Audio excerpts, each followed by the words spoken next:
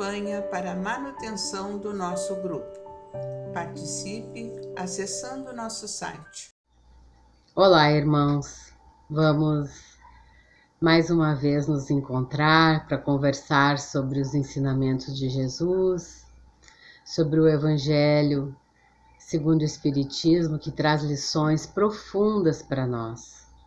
Então vamos abrir ao acaso, ver o que hoje nós temos de lições. É o capítulo 15, Necessidade da Caridade segundo São Paulo. Ainda quando eu falasse todas as línguas dos homens e mesmo a língua dos anjos, se não tivesse caridade, não seria senão como um bronze sonante e um símbolo retumbante. E quando eu tivesse o dom de profecia, penetrasse todos os mistérios e tivesse uma perfeita ciência de todas as coisas, quando tivesse ainda toda a fé possível, até transportar as montanhas, se não tivesse a caridade, eu nada seria. E quando tivesse distribuído meus bens para alimentar os pobres, e tivesse entregue o meu corpo para ser queimado, se não tivesse caridade, tudo isso não me serviria de nada. A caridade é paciente, é doce, benfazeja. A caridade não é invejosa, não é temerária e precipitada. Não se enche de orgulho, não é desdenhosa, não procura seus próprios interesses, não se melindra e não se irrita com nada, não suspeita mal, não se regozija com a injustiça, mas se regozija com a verdade. Tudo suporta, tudo crê, tudo espera, tudo sofre. Agora, essas três virtudes, a fé, a esperança e a caridade, permanecem, mas entre elas, a mais excelente é a caridade. E aí os Espíritos colocam, meus irmãos? São Paulo de tal forma compreendeu essa verdade que disse: ainda quando eu tivesse a linguagem dos anjos, quando eu tivesse o dom de profecia e penetrasse todos os mistérios, quando eu tivesse toda a fé possível até transportar as montanhas, se não tivesse a caridade, eu nada seria. Entre essas três virtudes, que ele coloca, a fé, a esperança e a caridade, ele ressalta: a caridade é a mais excelente. E coloca assim, sem equívoco, a caridade acima mesmo da fé, porque a caridade está ao alcance de todo mundo, do ignorante e do sábio, do rico e do pobre, e porque independe de toda a crença particular. E fez mais, definiu a verdadeira caridade, mostrou-a não somente na beneficência, mas na reunião de todas as qualidades do coração, na bondade e benevolência para com o próximo. Que lição linda, meus irmãos, para a gente refletir hoje.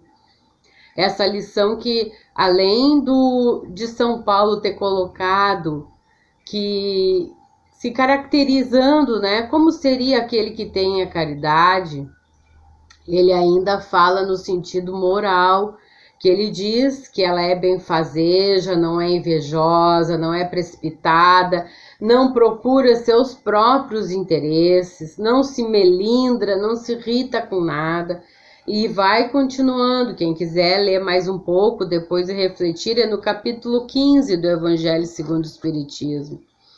E hoje, então, fica essa proposta para nós, refletir sobre esses ensinamentos do Evangelho. Às vezes, irmãos, a gente estuda bastante, compreende muito sobre o Espiritismo, sobre as leis de reencarnação, as leis morais da vida. A gente sabe bastante, mas na vivência, na prática, a gente tem grandes dificuldades. E a própria doutrina nos ensina que isso faz parte da nossa evolução. Nós somos ainda muito pequenos, somos como crianças espirituais. E por sermos assim, nós precisamos entender que faz parte da nossa evolução as nossas dificuldades. E se faz parte das nossas dificuldades, faz também automaticamente faz parte da vida de todos nós, dos nossos irmãos, daquelas pessoas com quem a gente convive, porque na questão 100 do Livro dos Espíritos, Allan Kardec nos coloca bem ali sobre a escala evolutiva dos espíritos. Existem espíritos de todo tipo de evolução, e muitas vezes aqui no nosso planeta nós reencarnamos para conviver exatamente com essas diferenças. Tem pessoas que entendem mais de certas coisas, outros entendem de outras, né? Por exemplo, tem gente que é mais voltado para matemática, outros são mais voltados para biologia, outros são mais voltados para ciências humanas, do desenvolvimento humano. Então, cada um de nós desenvolveu ao longo das existências, ao longo das reencarnações, muitas aptidões. Nós desenvolvemos pontos no nosso espírito, né, de muito entendimento, de muitas experiências que a gente carrega, onde a gente superou muitas coisas e foi vitorioso. E nisso a gente precisa olhar. Talvez não com toda a lucidez, a gente não saiba o que a gente fez. Às vezes pode acontecer da pessoa ter essa lucidez. Mas se ela não tem, ter essa consciência da reencarnação traz para ela uma autorresponsabilidade. Não só de olhar para os seus defeitos, porque a gente tem uma tendência de, ao estudar a doutrina, ficar olhando para os nossos pontos fracos. E começa a perceber tudo o que falta em nós, o que não tá bom, o que tá ruim. Então, essas dificuldades de relacionamento que nós temos, nós precisamos nos propor, às vezes, acionar dentro de nós os nossos pontos fortes. Aquilo que nas reencarnações nós já conquistamos, nós já fizemos. Porque às vezes a gente, embora conheça a reencarnação, a gente se fixa muito no momento, nesse momento que a gente vive. E esquece que a gente já viveu coisas talvez muito mais difíceis e superou com sucesso. Então, por que não superaria agora? Porque essas capacidades estão dentro de nós. E é a nossa mente que vai acumulando o negativo diante das experiências que a gente vive, e a gente vai imaginando que Deus não olha para nós, que Deus não cuida de nós, que Deus permitiu as coisas ruins, quando isso não tem nada a ver com Deus. Isso tem a ver com as experiências que os nossos espíritos escolheram para viver, para se fortalecer em determinados pontos. E nós esquecemos que alguns pontos nós já somos fortes, nós já desenvolvemos. E aí, por não lembrar ou não tomar consciência dessas potencialidades que nós temos, nós não acionamos esse lado bom dentro de nós. Ficamos presos só naquilo difícil que estamos vivendo, só naquela situação de dificuldade financeira, de dificuldade de trabalho, de dificuldade de relacionamento com as pessoas, ou com a família, ou com a saúde, e é natural, porque essas coisas vêm como uma tempestade, né? O que acontece quando vem uma tempestade? Ventania, raio, trovão, a gente se esconde dentro de casa, fecha tudo, se preserva. E é natural que quando a gente está com muita dificuldade, a gente se feche, imaginando que aquela tempestade nunca vai passar. Mas ela passa. E como fica o ar depois que passa a tempestade? Fica mais leve. As árvores às vezes sofreram alguma avaria, mas estão ali, verdinhas, firmes. Outras vezes algumas caíram, né? Então na vida da gente é assim. E a gente tendo essa certeza que fora da caridade a gente não vai se sentir feliz, a gente começa então a entender que mesmo eu sofrendo, eu preciso fazer algo de bom na direção de alguém. Porque nesse momento em que eu consigo sair de dentro de mim e olhar para o outro e perceber que o outro também tem dificuldades, o outro também está sofrendo. Existem às vezes sofrimentos muito mais difíceis do que aqueles que a gente passa. E aí lembrar desses sofrimentos faz com que a gente se mova. E quando algo se move, como diz Einstein, tudo se movimenta diferente. Então, se as coisas estão muito difíceis, vamos nos mover no sentido da caridade, porque nós já sabemos disso. Nós já conhecemos que é o bem que a gente faz que constrói uma vida melhor, não só dos outros, mas nossa também.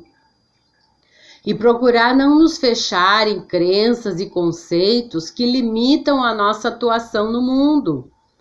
Existem pessoas que, por causa da reencarnação, começam a achar que as dificuldades que os outros passam faz parte, que eles precisam passar por aquilo, que aquilo ali é uma experiência que aquela pessoa precisa para aprender.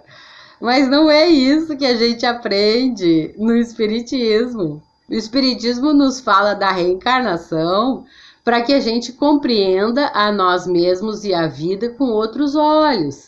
Para que a gente entenda que Deus não é um Deus punitivo que está ali dando sentenças para um e para outro.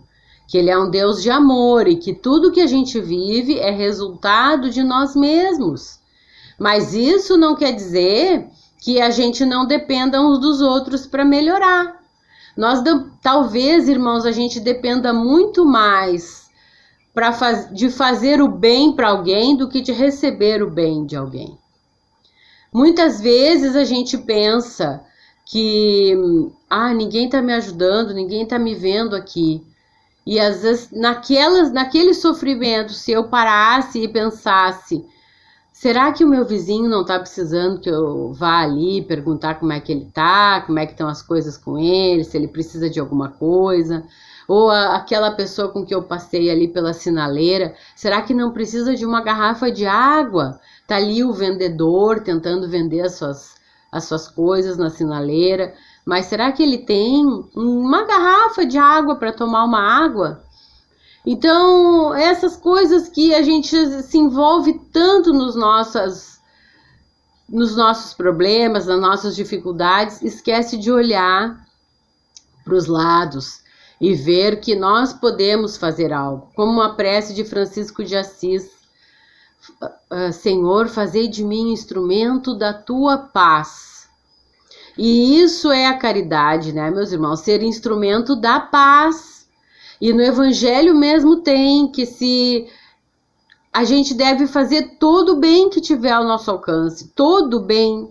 É a palavra amiga, é um gesto, é algo que eu possa dar para uma pessoa, às vezes um telefonema que ali conversa um pouquinho, deixa aquela pessoa mais alegre.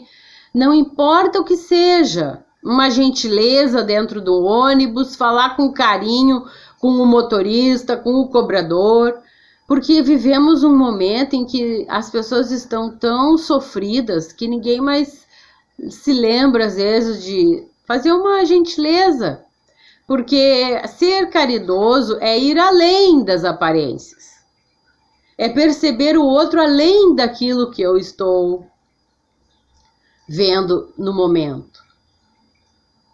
É ir mais profundo, porque isso é o amor.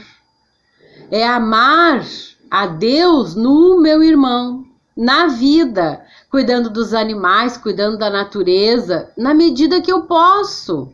Reciclando um lixo, juntando ali uma garrafa plástica que eu achei na rua que pode entupir algum bueiro. Sempre que a gente pode fazer uma ação que promova um pouquinho de paz, a gente não pode deixar passar, meus irmãos. Nós não podemos deixar passar. É nossa responsabilidade. E às vezes nós estamos sofrendo. Às vezes por motivos químicos. O nosso corpo está doente, está mal e a gente não consegue reagir. Mas outras vezes nós sofremos, meus irmãos, porque nós estamos muito voltados para nós, para o meu querer, para o meu pensar, para o meu desejo de que a vida seja como eu tenho vontade que ela seja. E nós precisamos parar, respirar fundo, tomar consciência de que somos espíritos. Saímos de casa e viemos para a escola. É uma escola que às vezes tem lições difíceis para nós aprender. Mas se nós passarmos pelas lições, nós voltamos para casa com o diploma. E aí vai depender de nós. Como que a gente vai voltar? Às vezes a felicidade, ela já começa aqui mesmo, reencarnados. E a felicidade é a paz de consciência. E ela começa assim, na plenitude de saber que se fez tudo o que se podia para determinada pessoa ou para determinada situação. E é nisso que nós apostamos, irmãos. Não numa felicidade que o mundo prega, porque Jesus já dizia, né? Ele dizia, meu reino não é desse mundo. Esse mundo é um mundo onde a gente veio aprender. E a gente tem que ser muito grata por isso. E aprender aqui, ó, como diz, não suspeitar mal, não querer se vingar, não se irritar com os outros, não querer que o outro seja como eu quero, mas aceitar o outro como ele é. E aceitar a gente como a gente é também, com as dificuldades e com as capacidades. E assumir as capacidades para colocar elas na direção de um mundo melhor, na direção de um mundo com mais paz. E é isso então, meus irmãos, que nós vamos então deixar para refletir no dia de hoje e vamos então fazer as nossas preces. Irmãos, vamos unir nossas almas confiantes para dedicar nosso pensamento e sentimentos fraternos para quem precisa, quem está carente de saúde e de paz. Convidamos todos os irmãos a manterem seus corações e pensamentos vibrando nas preces que faremos a Deus, a partir desse momento, em favor daqueles a quem endereçarmos nossas vibrações. Prece para os enfermos. Neste momento, abrimos uma corrente de vibrações em benefício de nossos irmãos enfermos que se encontram em nossas casas, hospitais, casas de caridade e demais locais onde se acham passando por dolorosas provações. Senhor, pedimos alívio para esses irmãos, que o teu infinito amor permita que os divinos mensageiros possam deles se aproximar, suavizando-lhes o sofrimento. Senhor, se as tuas leis permitirem que possam recuperar a saúde e tenham muita coragem e esperanças sob a tua misericórdia infinita. Prece para os desencarnados. Pai, lembramos com muito carinho dos nossos irmãos desencarnados, pedindo tuas bênçãos a esses irmãos queridos. Que possam despertar para a realidade espiritual sob a luz da verdade e de teu sublime amor. Que se esclareçam, se libertem de todas as perturbações, reanimem-se e progridam, envolvidos na força da tua amorosa proteção. Prece para os lares. Pai, precisamos que o teu amor ilumine os nossos lares, afastando as trevas da incompreensão, dos vícios, do sofrimento, das perturbações espirituais. Ajuda-nos, Pai, a compreender que somos todos teus filhos, formando uma família com quem temos a necessidade de aprender a amar, auxiliando-nos uns aos outros. Que em nossos lares reine a harmonia e a paz sob as tuas bênçãos divinas. Prece para a paz no mundo. Em ti, Senhor, está a força suprema do bem e da paz que governa o universo. Abençoa os dirigentes de todas as nações, especialmente os do nosso país. Que saibam governar bem sob a tua proteção, no sentido da ordem e da fraternidade universal. Prece de encerramento. Graças, Senhor, por esses momentos felizes e pela assistência amorosa dos bons espíritos. Abençoa-nos, seja feita a tua vontade, despede-nos na tua paz e que assim seja. Campanha para a manutenção do nosso grupo. Participe acessando nosso site